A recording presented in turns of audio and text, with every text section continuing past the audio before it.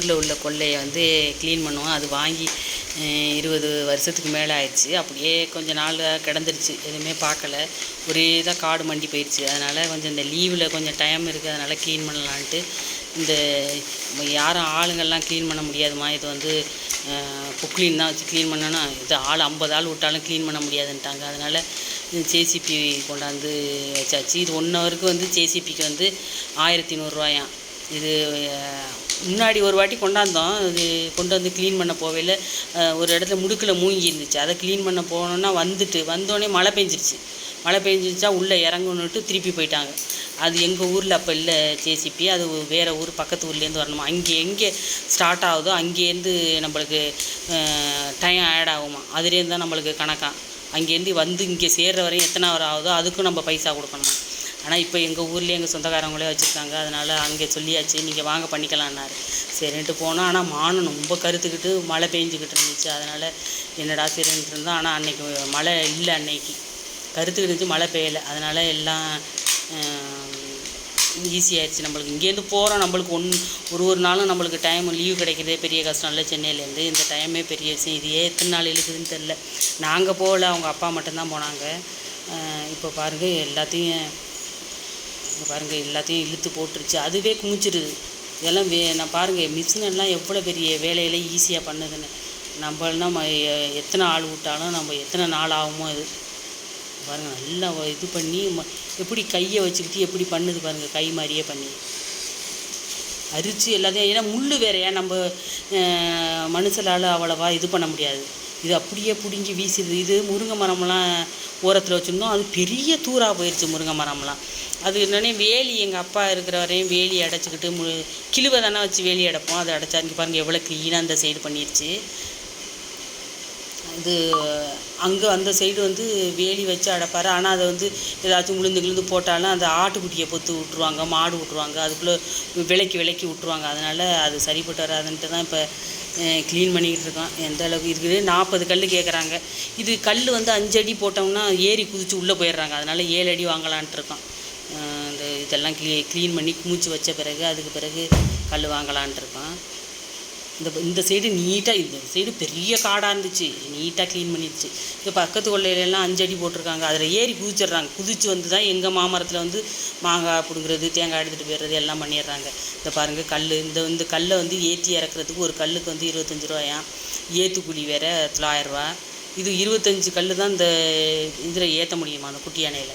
அதனால் மீதம் 15 கல் அங்கேயே வச்சுட்டாங்க. ரோலெல்லாம் ஏற்றிட்டு வரையில, முள்ளு கம்பி ஏற்றிட்டு வரையில அதில் ஏற்றலான்ட்டு அங்கேயே அதை வச்சுட்டாங்க. இந்த பாருங்கள் குமிச்சு 4 கும்பிட்டு வச்சிருச்சு.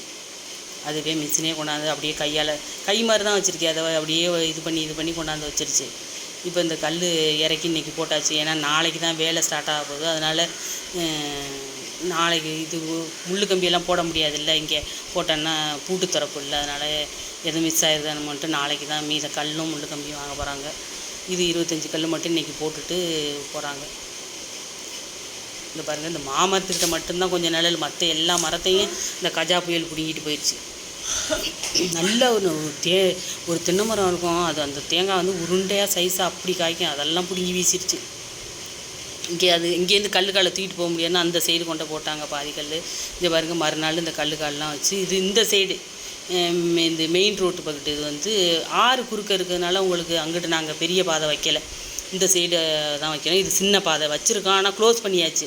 ஒரு நாளைக்கு இந்த ஆற்றுக்கு குறுக்க பாலம் போட்டால் இதை ஓப்பன் பண்ணிக்கலான்ட்டு இருக்கோம். இது பாருங்கள் சாய்மான கல், இங்கிட்டு ஒன்று கொடுக்கணும். இந்த முட்டு கொடுத்து வச்சுருக்காங்க பாருங்கள். இந்த இடத்துல சின்ன பாதை இது வந்து இந்த சைடு க்ளோஸ் பண்ணியாச்சு. இங்கிட்டு வந்து இங்கிட்டு தான் இது வந்து மெயின் பக்கெட்டு வைக்கிறோம்.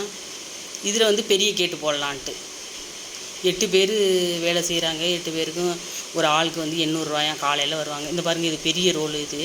இந்த வலைக்கம்பியை தான் இந்த இதில் 7 அடி கல்லுக்கால் ஒயின்னு இருக்குல்ல, அதில் அந்த வலையை எடுத்து போட்டுட்டு குறுக்க வந்து 3 லைனும் உள்ளு கம்பி விட்டாச்சு. இதில் கட்டுக்கம்பி எல்லாம் வாங்கி அந்த பாருங்கள் நல்லா நீட்டாக பண்ணியிருக்காங்க. அப்புறம் காலையில் உங்களுக்கு வந்து 7 இட்லியாம் வடை, அப்புறம் 11 மணிக்கு டீ வடை வாங்கி கொடுத்துறானுமா. 800 ரூபா 1 மணிக்கு போயிடுறாங்க. இது 2 நாள் வேலை இருக்கான். இது வந்து எங்கள் அம்மா இங்கே பாருங்கள் வேலை பார்த்துக்கிட்டு கிடக்கு. எங்கள் அப்பாவும் இருக்கிற வரையும் நல்லா, எங்கள் அப்பாவுக்கு இந்த வேலையெல்லாம் செய்ய முடியாது, அவருக்கு ஒத்துக்காது. எங்கள் அம்மா பண்ணும் நல்லா. இந்த பாருங்கள், இதில் தான் மெயின் கேட்டு போடணும். இந்த சைடு தான், இந்த சைடு ஸ்ட்ரெயிட்டாக இருக்கும், ஒரு சைடு மட்டும் ஒரு மாதிரி அப்படியே கிராஸாக வரும். இந்த பாருங்கள், இது வந்து கட்டுக்கம்பி வெட்டுறதுக்கு இந்த இடத்துல இது வந்து மண் அணைச்சி கீழே விட்டுறணும். இல்லைன்னா வச்சுங்களேன், அந்த கீழே உள்ள கேப்பில் அந்த ஆட்டுக்குட்டியை உள்ளே விட்ருவா. அதனால் கீழே மண் அணைச்சி விட்றாவ. இது இந்த அடி ஏற முடியாதுன்னு தான் நினைக்கிறேன். ஏன்னா இது 7 அடி கல், உள்ளே 2 அடி போயிடுச்சா, 5 அடி மேலே நிற்கிது. அதனால் மற்ற கல்லெல்லாம் வந்து 5 அடி தான், 6 அடி 2 அடி உள்ளே போயிட்டு மேலே 4 அடி இருக்குமா. இது வந்து 7 அடி கல்லுங்கிறதுனால ஒரு ஆளுக்கு மேலே இருக்குது, ஏற முடியாதுன்னு நினைக்கிறேன். என்ன பண்ணுறா அவ்வளோ தெரியல. ஆள் அங்கே இருந்துக்கிட்டே இருந்துச்சுன்னா மெயின்டைன் பண்ணிக்கிட்டே இருக்கலாம். அங்கே ஆள் இல்லை, நம்மளும் போக மாட்டேங்கிறான். அதனால் ஈஸியாக போயிடுது எல்லாருக்கும். மாடு ஆடு மேய்க்கிறது கொண்டாந்து கட்டி விட்டு போயிடுறா. இங்கே நம்மளுக்கு நேரம் இருக்காது, அங்கெல்லாம் போயிடுது. இங்கே தான் ஒரு நாள் லீவ் கூட கொடுக்க மாட்டாங்களே. நம்ம தான் மிஷின் வாழ்க்கை வாழ்ந்துகிட்டு இருக்கோமே, அதனால் போக முடியாது. இப்போ இந்த டைம் கூட நாங்கள் போயிட்டு வரலான்னு தான் நினச்சோம். அது வந்து ஒரு வாரத்துக்கு டயர்டாயிருது, வேலைக்கு போகிறதுக்கு கொள்றதுக்கு. பெரிய பாப்பா வேலைக்கு ஆஃபீஸுக்கு போகணும், காலையில் சாப்பாடு கொடுக்கணுன்னா, அதனால் போகலைண்ணா. அவங்க அப்பா மட்டும்தான் போனாங்க. போயிட்டு இந்த பாருங்கள், இது நல்லா 3 நாளையிலே நல்லா காஞ்சிருச்சு. அவ்வளோ வெயில். அதை கொஞ்சம் கொஞ்சமாக கொளுத்தி விடணும். ஒரே தடவையோட எரியாது, 2 நாளைக்கு கொளுத்தி விடணும். எங்கள் அம்மா தான் கிடந்துக்கிட்ட இங்கே பண்ணும். பூவெல்லாம் 2 நாள் வேலை தான் போயிடுவா. இப்போ மறுநாள் வந்து 5 ஆளுக்கு வேலை இருக்கான். இது இந்த ஓரமாக மண் அணைச்சி விட்றாங்க பாருங்கள். நிறையா இருந்துச்சு தென்னை. ஒரு வாட்டி 2 வாட்டி தென்னம்பிள்ளை போட்டு தண்ணி இல்லாமல் கருகிருச்சு. போர் போடணும். போர் போட்டால் தான் நம்மளுக்கு வந்து கரண்ட் கனெக்ஷன் வாங்கினா தான் நம்ம தென்னம்பிள்ளை எழுப்பலாம். இல்லைன்னா வந்து அவங்க இது அடுத்த வீட்டு போர்லேருந்து இறைச்சோம்னா கட்டுப்படி ஆகாது. ஒரு வாட்டி உளுந்து விரைச்சிட்டு தண்ணி இறைக்கிறேன்ட்டு எத்தனை மணி நேரமோ ஓடுது. மணல் வாங்குது, மணல் இல்லை, ஒரு மாதிரி மணல், நல்ல மண் அப்படியே வாங்குன்னு வாங்குது அவ்வளோ தண்ணியை. இந்த பாருங்கள், இந்த மாமரத்துக்கு கீழே எவ்வளோ சூப்பராக இருக்குது பாருங்கள். இது வந்து டிராக்டர் வர முடியாது, உழுவ முடியாதுன்னு 2 கிளையை வெட்ட சொன்னாங்க. எனக்கு மனசே இல்லை அது வெட்டுறதுக்கு. அது ஒரு நிழல் தான் இருக்குது. இது இந்த ஓரமாக கிராஸாக இருந்ததுனால அதால் அடமானமாக இருந்ததுனால பிடுங்க முடியலை. மற்றதெல்லாம் பிடுங்கி வீசிருச்சு. பிடுங்கி ஒரே காடாக கிடந்துச்சு. அவ்வளோ மோசமாக பிடுங்கி வீசிருச்சு. இது மட்டும் நல்லா காய்க்கும் என்னமோ தெரியலை, இந்த வாட்டி காய்க்கவே இல்லை. வருஷத்துக்கு 2 வாட்டி காய்க்கும் நல்லா. அம்மா தான் அது பார்த்துக்குருவாங்க. அது 3000 ரூபாய்க்கு விற்கலாம் மாங்காய் ஒவ்வொரு தடவையும். ஆனால் என்னமோ தெரியல, காய்க்கலை. இந்த பாருங்கள், இந்த சைடு வந்து இங்கிட்டு சொந்தக்காரவங்க தான் ஓட்டு கொள்ள தான் இருக்குது. அதில் பாருங்கள், அதில் தான் அந்த சைடு தான் அவ்வளோ காடு மண்டுது. அதில் தான் இப்போ அவ்வளோ வேலை. இந்த சைடு கொஞ்சம் நீட்டாக வச்சுக்கிறாங்க அந்த பக்கத்து கொள்ளக்காரவங்க. இந்த சைடு வந்து ரொம்ப மோசமாக இருக்குது. இப்போ நம்ம இந்த 2 சைடும் முள்ளு கம்பி இருக்குது. நம்ம ஆப்போசிட் வடக்கு தெற்கு தான் நம்ம போட்டிருக்கோம். இப்போ அதுக்கே உங்களுக்கு அவ்வளோ கால் வந்துச்சு. 40 கால். ஒரு கால் வந்து 350 ரூபா. இந்த ரோல் கூட எவ்வளோன்னு சொன்னாங்க, எனக்கு மறந்துடுச்சு. அதான் வந்து கடைன்னு நாங்கள் ஊருக்கு போகிறதுனால இப்போ பண்ணுனா ஸ்லோவாக பண்ணால் 2-3 நாளைக்கு பண்ணலாம். அவங்க ஊருக்கு வர்றதுனால கடைன்னு 2 நாளையில் முடிச்சு கொடுங்கன்னு சொல்லிட்டாங்க. இப்போ நாளைக்கும் வேலை இருக்குது. இப்போ இதோடு முடிச்சுக்கிட்டு அவங்க 2 மணியோட போயிடுவாங்களாம். 1 மணியோட 2 மணியோட 1 மணியோட போயிடுவாங்களாம். இன்றைக்கி எங்கள் வீட்டில் வேலை இருக்கிறதுனால 2 மணிக்கு போயிருக்காங்க. இங்கே பாருங்கள், பக்கத்து கொள்ளையில் கீங்கன்னு கிளம்பிடுச்சு. அதுக்குள்ளே மயில் நிற்காதான், எங்கே நிற்கிதுன்னு எனக்கு தெரியலை. திருப்பி கேட்டேன்னா அங்கே தான் இருக்கும்பாவன்ட்டு நான் தெரியுதுன்னு சொல்லிட்டேனா. வீடியோவில் பார்க்குறது தானே, கத்துற சவுண்டு கேட்குது. இந்த பாருங்க எவ்வளவு மண்டி போய் கிடக்கு பாருங்கள். அதில் ஆளெல்லாம் ஒரு இடம் இருந்துச்சுன்னா அதில் ஆள் மெயின்டைன் பண்ணிக்கிட்டே இருக்கணும். போட்டோன்னா அவ்வளோதான். இது இங்கிட்டு இப்போ பச்சையாக இருக்கிறது இன்றைக்கி போடுறதுக்கு எரிக்க முடியாது. முந்தா நாள் போட்டதெல்லாம் கொஞ்சம் எரிச்சு விடலாம். அது முள், அதனால் வந்து அதை அரிச்சு எடுக்கிறதுக்கு அது மிஷினு போட்டுருச்சு. இது போல் இந்த சைடு பிடிச்சி இழுக்கிறதுக்கு இது பண்ணுறா. ஏன்னா அவ்வளோட்டு மரம்லாம் இங்கிட்டு வந்து படந்து கிடக்கு. அவங்க கூட வந்து கேட்குறா, என்னப்பா அப்படி பண்ணிட்டே. நாங்கள் ஒன்றும் பண்ணலை. ஒரு வேப்ப மரம் மட்டும் எங்கள் மரத்தை சாய்ச்சிருச்சு ஜேசிபி. மற்றபடி யார் விட்டையும் அது ஒன்றும் பண்ணலை. இங்கிட்டு ஒரு நாவல் மரம் இருக்குது. அது இருக்கட்டும்னு சொல்லியாச்சு. அது நல்லா இங்கே தான் நாவல் பழம் அவ்வளவு விற்கிதே. நான் நேற்று கூட விலை கேட்டேன். 100 வந்து 350 ரூபாயாம். இது 100 வந்து 35 ரூபாயாம். அப்போ 1 கிலோ எவ்வளவு? 350 ரூபாயா? இங்கே பாருங்கள் கிளம்பிட்டா வீட்டுக்கு. இந்த பாருங்கள் இங்கே ஒரு பெரிய ஆறு இருக்குது பாருங்கள். எல்லாம் க்ளீன் பண்ணி நல்லா தண்ணி போகுது பாருங்கள். இப்போ இவ்வளோ தண்ணி போகுது. அப்போ மழை காலத்தில் தண்ணி ஆற்றுல திறந்து விட்டால் எவ்வளோ தண்ணி போகும். நேராக ஸ்ட்ரெயிட்டாக இது கடலுக்கு வரையும் க்ளீன் பண்ணியிருக்காங்களாம். அந்த ஆறு போகிற வழியெல்லாம் எக்ஸ்ட்ரா வர்ற தண்ணி கடலுக்கு போயிடும் போல். இது பெரிய பாலம். இது நிறையா பாசனத்துக்கு உதவுறது. இது பாருங்கள் தண்ணி எவ்வளோ க்ளீனாக இருக்குன்னு. முன்னாடியெல்லாம் இதில் பயலுவை குதிச்சு விளையாண்டுக்கிட்டு இப்போல்லாம் யார் போய் உங்களுக்கு குளத்துல ஆற்றுல எல்லாம் குளிக்கிறா? முன்னாடி தான் எல்லா பசங்களும் கேணிலையும் குளத்துலையும் விரட்ட முடியாத பசங்களை அந்த அளவுக்கு விளையாடுங்க. பெரிய பாலம் அது பாருங்கள் எவ்வளோ தண்ணி போய்கிட்டு. எனக்கு இதெல்லாம் பார்த்து நின்று பார்க்கணும்லாம் எனக்கு ஆசை தான். எனக்கு எங்கே நம்ம இந்த கிச்சனுக்குள்ளேயே தான் கிடக்குறோம். நம்ம எங்கே போகிறது? இந்த டைம் போயிருக்கலாம். இனிமேல் எப்போயோ தெரியலை. ஸ்கூலெல்லாம் ஆரம்பிச்சிருச்சுன்னா நம்ம போகவே முடியாது. முன்னாடி பெரிய பாப்பா வந்து ஒர்க் ஃப்ரம் ஹோமில் இருந்துச்சு. அதனால் நாங்கள் போட்டுட்டு அப்பப்போ இடையில 2 நாளைக்கு போயிட்டு வருவோம். இப்போ வந்து ஆஃபீஸுக்கு போயிடுச்சு. அதனால் சுத்தமாக போக முடியாது. இந்த பாருங்கள் இது மறுநாள் வேலை பார்க்குறாங்க. அந்த சைடு வேலி கழிக்கிறது தான். இது வந்து இன்னும் வந்து வேலை இருக்குது, கடுமையான வேலை இருக்குது. நம்மளுக்கு நேரம் இல்லை. இனிமேல் இது பண்ணணும். இப்போ இதெல்லாம் க்ளீன் பண்ணிவிட்டு அப்புறம் உளுந்தாச்சும் எல்லாச்சும் விரைக்கணும். இது கேட்டுக்கு வந்து 25 ரூபா சொல்கிறானோ, 25,000 ரூபா. அதனால் நாங்கள் இப்போ போடலை. அப்புறம் பார்ப்போம். போரெல்லாம் போடணும்.